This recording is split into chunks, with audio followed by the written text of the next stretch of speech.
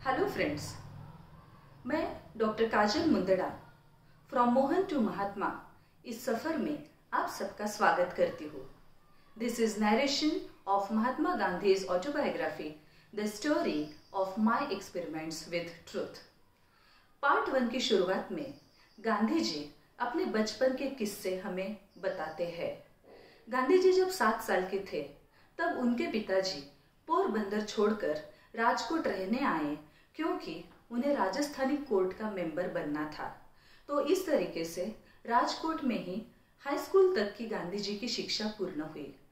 इस दरमियान गांधी जी कहते हैं कि मुझे कभी याद नहीं आता है कि मैंने मेरे स्कूल के टीचर्स को या मेरे दोस्तों को कभी झूठ बोला होगा। मैं एक शर्मीले किस्म का लड़का था। सुबह घर से स्कूल और स्कूल से डायरेक्टली घर आना, यही मेरी रोज की आदत बन गई थी। एक तरीके से मैं सबकी कंपनी अवॉइड करता था। इस दरमियान जो 3 किस्से मेरी जिंदगी में हुए, उनका गहरा असर मेरे ऊपर पड़ा। एक बार ऐसे हुआ कि उनकी परीक्षाएं थी और मिस्टर गाइल्स नाम के एजुकेशन इंस्पेक्टर उनके स्कूल में आए थे। उन्होंने बच्चों को 5 वर्ड्स स्पेलिंग लिखने के लिए दिए। उसमें के एक वर्ड केटल, इसका स्पेलिंग गांधी जी को नहीं आ रहा था और वह उन्होंने गलत लिखा। उस समय जो टीचर क्लास में थे, उन्होंने गांधी जी को प्रॉम्प्ट करने की कोशिश की कि बाजू में बैठे हुए बच्चे से वे कॉपी कर ले, पर गांधी जी को ये बात समझ में ही नहीं आई, क्योंकि उनका यह सोचना था कि टीचर तो वहां पर सुपरवाइज करने के लिए है, ना कि कॉपी करने के लिए प्रॉम्प्ट करेंगे वो।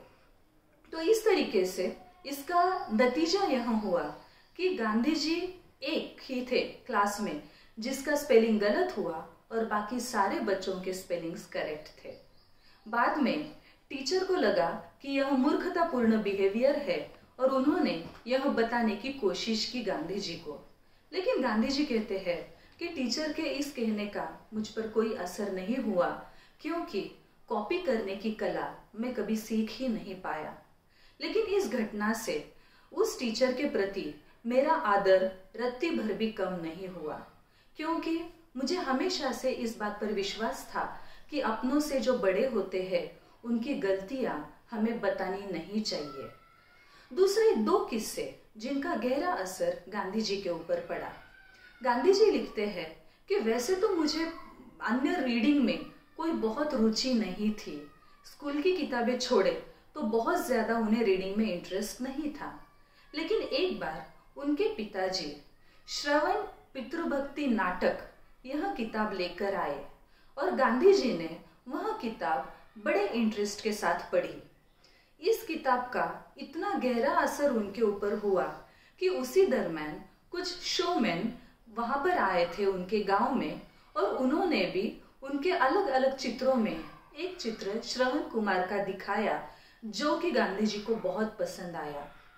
ये कहानी और चित्र, इसका लंबे समय तक उनके ऊपर प्रभाव रहा और गांधी जी ने कहा कि मेरे मन में पहली बार ऐसा आया कि श्रवण कुमार एक ऐसा कैरेक्टर है जिसकी मैंने कॉपी करना चाहिए।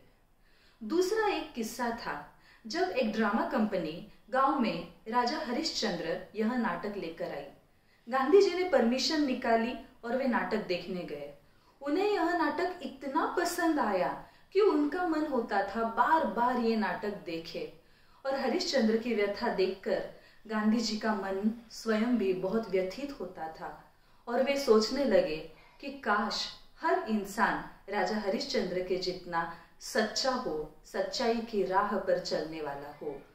यह दोनों कैरेक्टर्स मेरे ऊपर कुछ ऐसा असर कर गए कि मेरे लिए वे ऐतिहासिक कैरेक्टर्स नहीं थे, परंतु मेरे आजू बाजू के जीवंत या लिविंग कैरेक्टर्स जिसे हम कहते हैं, ऐसा ही कुछ प्रभाव श्रवण कुमार और हरिश्चंद्र का मेरे ऊपर सदैव रहा। तो आज के लिए इन 3 किस्सों के साथ हम लोग रुकते हैं। If you like this video, please share it, like it and subscribe it. अगले अन्य किस्सों के साथ हम फिर मिलेंगे अगली कड़ी में। तब तक के लिए धन्यवाद।